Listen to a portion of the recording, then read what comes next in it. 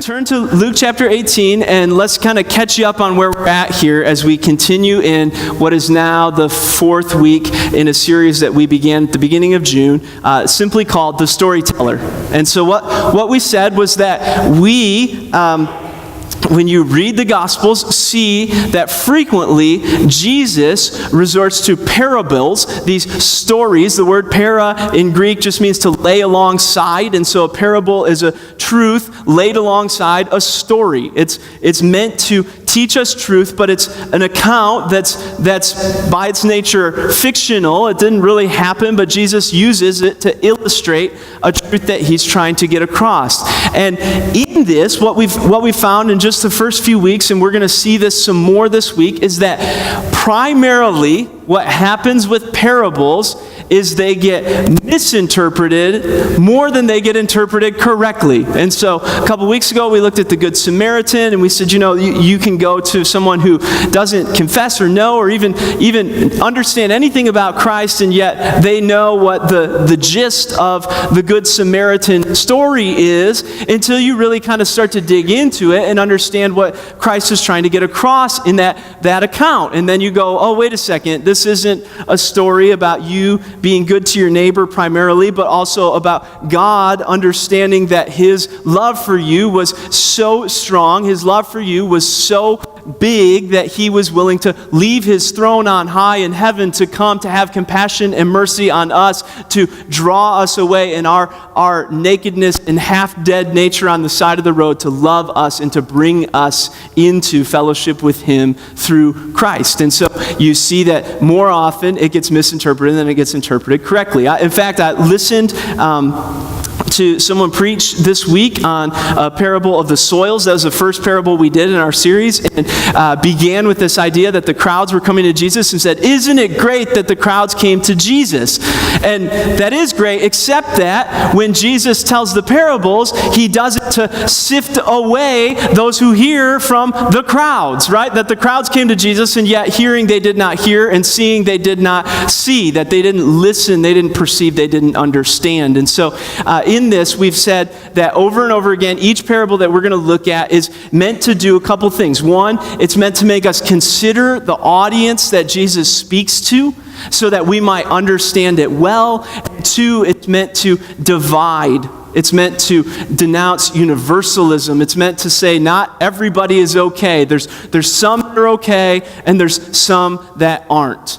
And so which one will you be? And so now, as we get into a parable, here we're going to see that, again, this kind of same arc follows. And so we went through these soils, and we said, okay, there's the soil that bears fruit, and there's the soil that doesn't. And so Jesus is using this preaching to the crowd to say, you're either going to be one who bears fruit before God, or you're one who is not bearing fruit. You're snatched away, or you're scorched, or you're choked out. We went through the parable of the Good Samaritan, and it was, you're either going to be the one who has compassion, you're the one who cares, the one who loves your neighbor, or you're the one who walks on the other side of the road, right? And then last week we went to this rich fool, this man who builds big barns after tearing down his barns and says, take ease. And Jesus is saying, you're either going to be the one who relies on yourself in this world, or you're the one who relies on God. You're either the fool who says, I did good work and I'll take ease and eat and drink and be merry, or we call upon the Lord who can require our soul at any time. And so this week what we'll see is Jesus again drawing contrast between a Pharisee and a tax collector. But in order to do that, let me begin and kind of get into what we're going to see, which is the question we've asked over and over and over and over again. Who's the audience? Who's Jesus speaking to?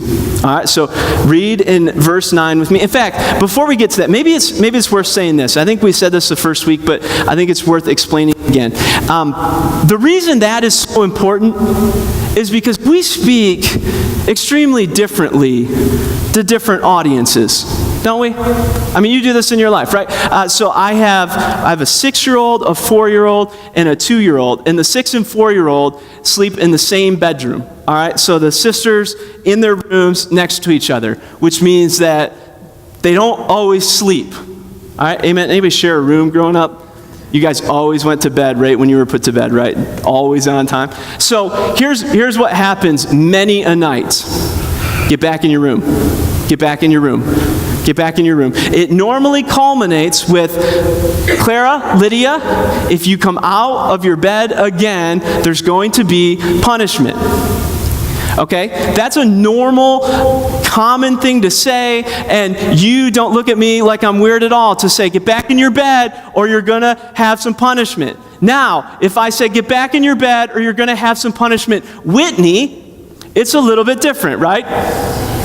That's my wife, for those of you who don't know. So the audience, who you speak to, can influence a great deal about how you speak. You see what I'm saying here? That when we're speaking to different audiences, we speak differently. I've had a great privilege in my lifetime to teach and preach to many a different audience. I've stood before hundreds of teenagers from 6th grade to 12th grade, and just in a small room, smell that, and just teach them. And oftentimes in speaking, it is, hey, listen to me, focus, pay attention, get off your phone, listen up. Now, I could do that here, but it wouldn't be as well received, right? So in that, I speak differently to a different audience. You're also talking about different needs that they have, different problems that they have, different things that they're facing. I've spoken in prisons before. A few years ago on Thanksgiving Day, I got to stand before 250 inmates in a prison. You speak differently than here. Again, I could speak the same way, but you wouldn't handle it as well. I've spoke to the most intimidating crowd, honestly, that I've ever spoke to in my life was a group of 25 women who the vast majority of them were wives and friends of Whitney. I spoke very differently. I was on eggshells the whole time. I spoke to men, and that's a different crowd, right? The audience determines a great deal of what we want to say and how we want to say it. You speak differently to your mom or your grandmother than you would to your child or to a stranger. And so when Jesus begins to tell parables, it would be foolish and we miss the point entirely if we just said, this is the parable and this is what it means, outside of the context of who is he speaking to? Because the whole point of the parable changes when you consider who he's speaking to. And so in Luke 18, we find this. And Luke seems to know this, so he introduces it bluntly and clearly. Verse 9, and he, Jesus, also told this parable to some who trusted in themselves that they were righteous and viewed others with contempt. So there's two traits in the people that he's speaking to. There's a crowd gathered here, and in the midst of the crowd, Jesus is looking specifically at the people in the crowd who trust in themselves as righteous and view others with contempt. He's speaking to the people who are the most put together in the entire crowd. He's speaking to the people who were the most religious, the people who seemed to know the most, the people who often had the right answers according to the book. He's speaking to the people who thought highly of themselves. And what he's going to do is what he does oftentimes. He's going to turn this idea that they could trust in themselves on its head. And in fact, what we find is that this teaching at that time was so prominent and so dangerous that it's the primary thing that Jesus is going to preach against. In fact, not a whole lot has changed in 2,000 years. If you begin to study, you'll find that every religion in the world outside of Christianity teaches these truths, that you trust in yourself to be righteous and that it causes you to view others with contempt. Let me give you some examples. So Islam teaches, this is the teaching of Islam, that you do enough things right in order to earn your justification before God. If your good deeds outweigh your bad deeds, you will be made right with God. You trust in yourself, your deeds, your righteousness. And Think about what has happened in the midst of radical Islam over the last 20 years. It causes you to view others with contempt. They see those who don't do or prescribe to these things as unrighteous, as infidels, as those who are contemptuous. It's not just Islam, though. You can look at Hinduism is a constant religion of you live your life doing the right things, and the more right things you do cause you to succeed, and when you die, you're reincarnated, and those who have lived well in that lifetime get reincarnated into a better life. And those who have lived poorly get reincarnated to a worse life. And so if you go into India and look and see what Hinduism has done in that country, you find that there's an entire caste of people who are literally called untouchables. It means you don't have any dealings with them. And the idea behind it is that they are in this poverty, in this misery, in this problem, in these pains, because in a past life they lived poorly. And so you trust in your own righteousness and you view others with contempt. Every religion ascribes to these things. Do right, trust that, and be better than others. In fact, what scares me in Darlington is not so much the religion of it, as much as it is that this is also what our culture teaches. Is it not? I mean, I'm not wrong, am I? That's what everything in our culture teaches, that if you work hard enough, if you do enough right things, you're going to get ahead. Well, think about the word ahead. It implies there's somebody behind you, right? You're going to get ahead of others. And so it teaches us by our very demeanor that you just do well, you do the right things, and you will be better than others. And those who don't have as much, those who haven't done as much, those who aren't as well off, we see with contempt. And then what scares me the most is that it is seemingly just as prominent in our churches. I mean, the reality is that most people in our culture would primarily say what they have against Christian churches is that they're judgmental and they're hypocritical. Not true? Right? We have built into this concept of what the church is that it's all about doing things so that you might look better than the people who don't do those things. And so the church becomes a place that allows itself to be infiltrated by this idea of trusting in our own righteousness, and it causes us to view others with contempt. And so we look upon people in the midst of pain, we look upon people in the midst of problems that a lot of times they have created, sure, and we go, well, I'm just glad that I'm not like that person, and I don't even have an interest in helping that person because they deserve to be there. And so we trust in our own righteousness, and we view others with contempt. It's rampant in our culture, and it wasn't different 2,000 years ago. In fact, some of you have heard this story before. When I was in college, we went and interviewed people. I went to the University of Michigan, and so great football school, better than some in this state, But in the level of hey, I just, at least I'm not making Bears comments over there. Come on, Nate. Hey, I'm a Packers fan now, okay? I just pick a winner when you can, okay? So, but Michigan socially is very, very, very liberal. The atheist population, the Muslim population, the Jewish population, all of them outnumber the Christian population on campus. And so we had done this project, and we said, let's go interview some people and just ask them about who this Jesus is, who God is. The vast majority of the people we interviewed believed that there was a God, believed that there was a heaven, and believed that they were going to go there. And so the question that always followed that was why? And the answer that always followed that is I'm a good person. And the question that always followed that was compared to who? Or compared to what? And the answer always had a version of this parable. 2 men, this is verse 10, went up into the temple to pray. One a Pharisee and the other a tax collector. All right, so before we go any further, let me just kind of give you a little background, unfold this. So a Pharisee was the religious leader of that time. They were experts in the law.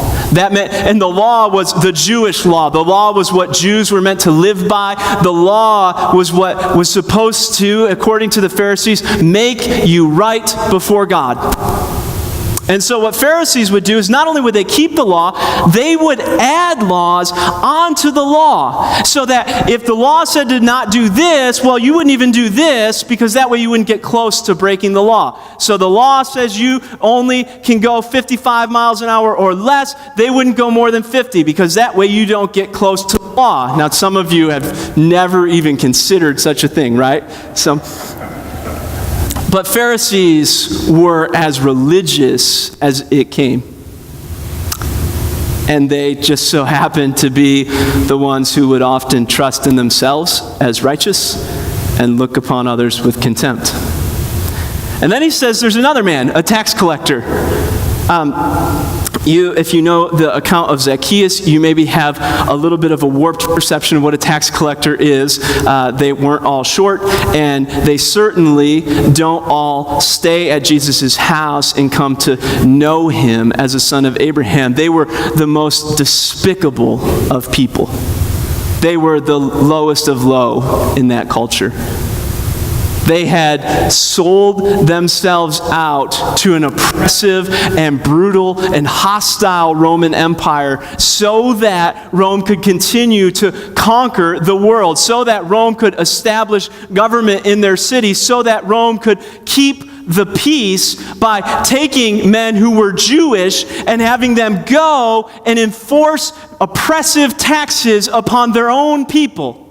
And then, what most of them would do, what made it even worse, is they were required to gather a certain amount of taxes for Rome, but they were allowed to require any amount that they so chose. And so they would collect far more than what Rome demanded and keep for themselves. They were as unjust a people as you could imagine.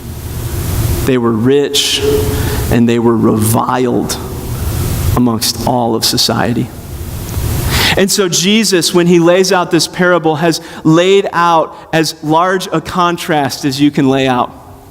He's drawn as big a difference as you can draw. One is the guy in religious culture, and one is the ultimate outcast. And he says, the Pharisee stood and was praying this to himself. Why, you good person? God, I thank you that I am not like other people, swindlers, unjust, adulterers, or even like this tax collector. I fast twice a week. I pay tithes of all that I get. Are you going to go to heaven? Yeah. Why? Because I'm a good person. Why are you a good person? This is what the Pharisee does. He goes to the temple and he prays to himself, not to God, to himself. God, I thank you that you have not made me like other men. Why am I a good person? Well, because I compare to other men. I look at the swindlers, I look at the unjust, I look at the adulterers, I look at this tax collector, and I say, thanks God that I'm better than them. Now, it's fortunate that 2,000 years later we don't do that, right? We don't go, well, I've never been to jail. I've never cheated on my wife. I never stole a car for more than a day. Different story. Well, whatever. So we'll get to that someday. Soon now, apparently, because I'll be in trouble. It was my dad, and it was borrowed, okay, and I brought it back, right? So this is what we do. I thank you that I'm not like that. boy, I might not have everything together, but at least I'm not that.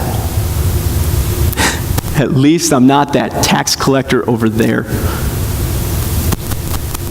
We trust in our own righteousness, and we view others with contempt. And in fact, the crowd, those who would have been standing there, wouldn't have been surprised by such a prayer. In fact, it was common. Jesus actually rebukes them in the Sermon on the Mount on how they pray like this, loud for everyone to hear, that they pray prayers to impress the crowds. But even beyond that, he says, I fast twice a week, and I pay tithes on all that I can get. That's beyond what the law required. Lord, not only am I better than all these other men, but I do the religious things. Law requires me to fast. I fast twice a week. Doesn't require that much, does it? Look at how great I am. Law requires me to pay tithes. I pay tithes on everything I get, pre-tax and my tax return. I do beyond what is needed.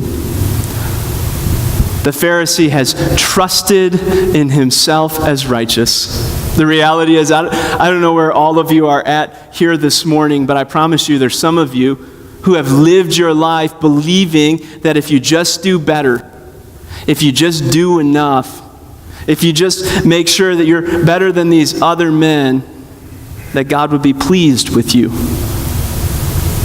If I come to church enough, I give enough money, I don't lie, steal, or cheat, I'm better than that person, that God would be pleased with you. But then the story takes a turn. In verse 13, Jesus says, "But the tax collector, standing some distance away, was even unwilling to lift his eyes up to heaven, but was beating his breast, saying, 'God, be merciful to me, a sinner.'" He simply cries out, "I have no works to speak of. Give me mercy." That's all I want. Mercy. And then Jesus says this, "I tell you that this man went to his house justified rather than the other. For everyone who exalts himself will be humbled, and he who humbles himself will be exalted." Can I tell you what that means? The fact is, we preach here mercy over and over and over again. Every week we come back to this idea that it's not about you doing enough good works to please God, because you never get there. In fact, what we teach is that you're digging a deeper hole every time you try to do good works to dig out of it. And so the Bible says that even our righteous deeds, even when we're trying to do well, are like filthy rags before the Lord, that you can't trust in yourself because you're broken and you never get there. And over and over and over again, Jesus teaches this, the New Testament teaches this, the Old Testament teaches this. Jesus concludes an entire sermon on a mountain saying, "Be perfect as your heavenly Father is perfect." You can't do it. He has this long discourse about how you think you've kept the law, and yet this is what the law really meant on a heart level, and you failed. So be perfect. Why does he say that? Because he knows you can't. He knows you can only appeal to mercy if you want to know him.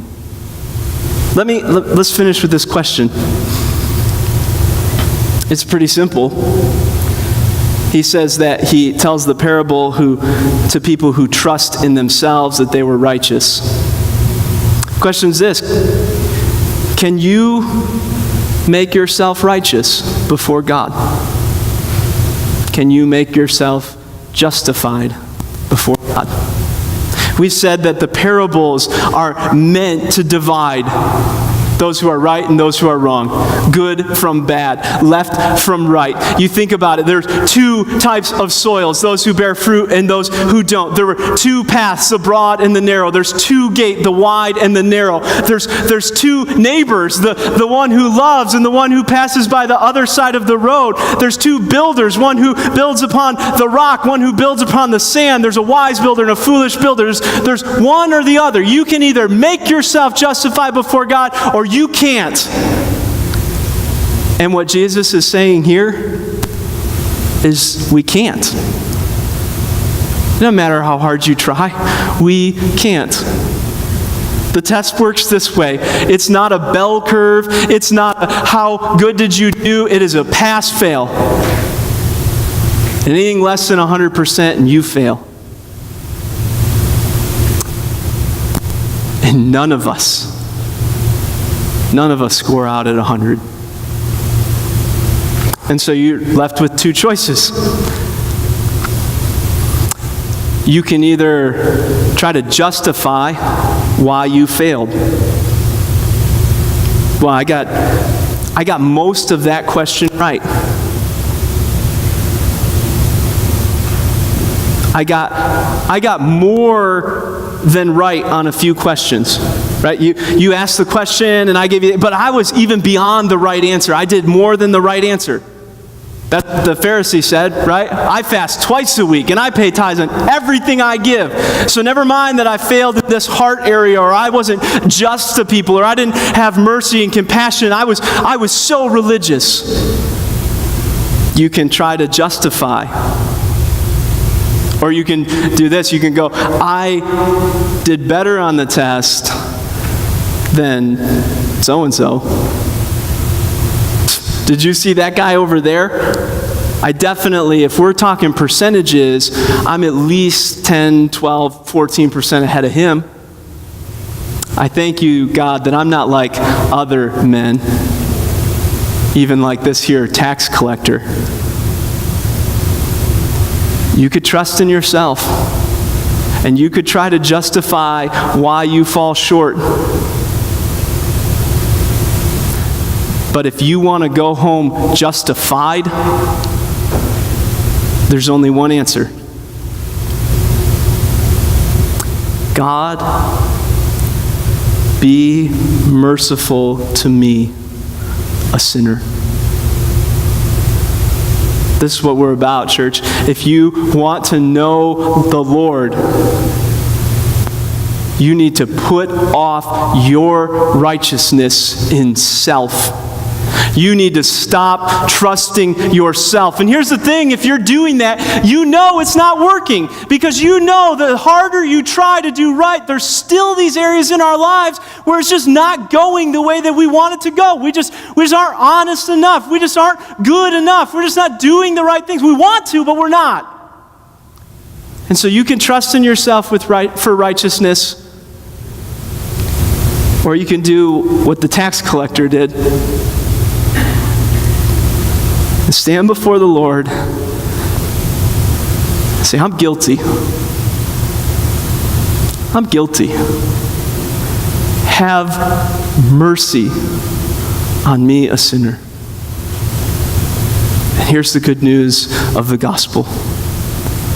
The one who told this parable, the man Jesus, was God, who had put on flesh, who had humbled himself, who had came down to earth, and who ultimately would die to pay the price of your sin, so that you no longer need to trust in yourself for righteousness, but the Bible says that he's put his righteousness on you. He became sin so that you might be seen as the righteousness of God because of his mercy and grace. How are you going to answer? Who are you going to trust? Is it you, or is it the mercy of God in Jesus Christ?